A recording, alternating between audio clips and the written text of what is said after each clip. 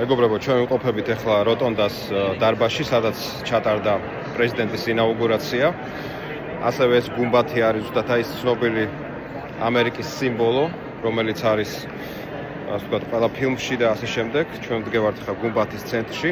მე უბრალოდ მინდა ვთქვა აქედან, რომ დონალდ ტრამპის გაპრეზიდენტება არის ძალიან დიდი რეზონანსული მომენტი მსოფლიოსთვის, იმიტომ რომ იცით, რომ ამერიკას ძალიან დიდი ძალაუფლება აქვს და მე იმედი მაქვს, რომ ის ქმედებები, რასაც ის აპირებს, შეასრულებს ბოლომდე პირველ რიგში ომის დასრულების ნაწილში, იმიტომ რომ ომები ასობით ათას ადამიანს ხოცავს და კლავს და დანარჩენს უკვე საქმე გვაჩვენებს ნახოთ.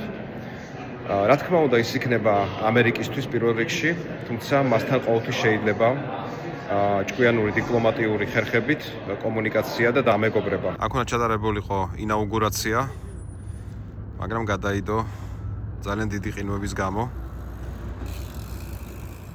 ეს არის ჩვენი ვაშინგტონი.